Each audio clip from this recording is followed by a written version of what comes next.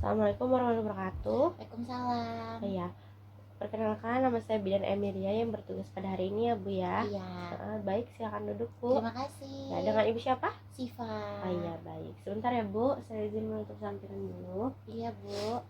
Ya, di sini ibunya ini dengan masa nifas ya Bu ya. Iya benar. Ya, di sini saya akan memberikan Ibu sedikit pengetahuan tentang eliminasi pada masa nifas. Jadi itu kayak tentang pengeluaran dan aktivitas ibu setelah ibu melahirkan pada saat masa nifasnya ibu. Nah, yang pertama di sini biasanya kan ibunya ada keluhan?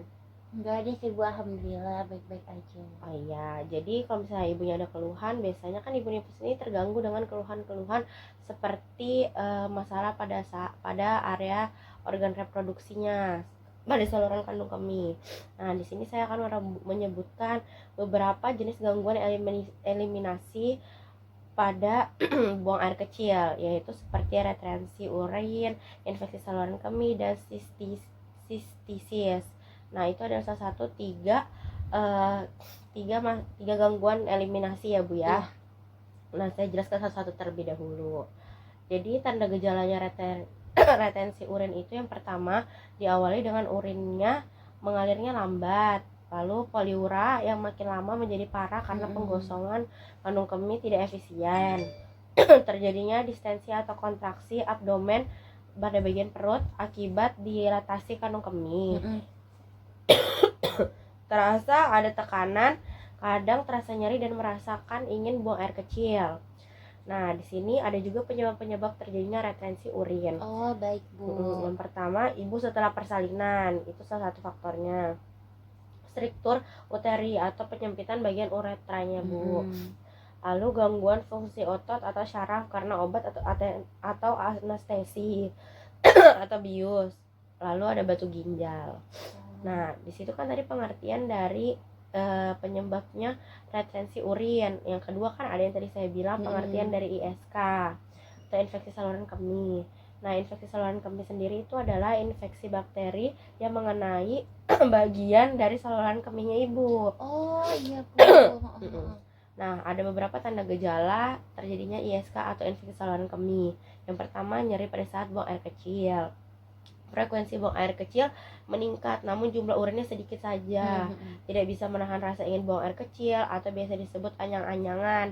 Kayak mau pipis tapi sedikit-sedikit gitu Bu. Ngerti. Pas kayak waktu hamil gitu ya. Iya benar. Iya, Kandung kemihnya terasa penuh walaupun sudah buang air kecil, tetap terasa penuh. Lalu nyeri pada bagian bawah perut. Nah, setelah itu apa saja sih penyebab terjadinya ISK? Faktor pertama ada kehamilan, diabetes, uretranya menyempit, sering menahan kencing, itu tidak disarankan ya Bu ya. Oh baik. Dan imbulasi postpartum, jadi tidak ada pergerakan pada saat setelah postpartum. Seperti saya bisa setelah melahirkan, harusnya ibu tuh bergerak aktif, tapi ibunya hanya tiduran. Nah, itu juga menyebabkan salah satu terjadi ISK. Oh baik Bu. Iya, nah terus setelah itu yang terakhir ada penjelasan tentang pengertian sistitis. Nah, sistitis itu biasa disebut radang kandung kemih ya Bu ya.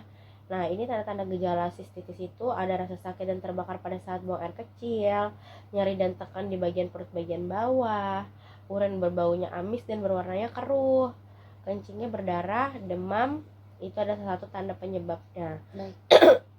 Menyebut di sini saya sebutkan penyebab sistitis ya Bu, biasanya dipengaruhi karena adanya bakteri Escherichia. Lalu Escherichia E. coli dalam saluran kemihnya. Penyakit tertentu juga bisa jadi salah satu penyebabnya, misalnya batu ginjal. Lalu penggunaan bahan-bahan kimia seperti sabun pembersih kewanitaan, makanya tidak disarankan.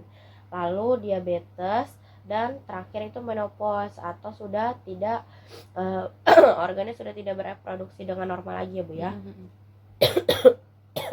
Nah, di sini penjelasan dari saya tadi mengenai ISK, retensi uteri, dan sistitis, apakah ada yang kurang jelas Bu? Sudah cukup jelas Ibu. Ya baik, jadi dari salah satu permasalahan ini, misalnya Ibu mengalaminya atau terdapat tanda-tandanya, Ibu bisa menghubungi fasilitas terdekat atau langsung menghubungi saya ya Bu ya. Baik Ibu. Saya cantumkan nomor saya di buku ketik.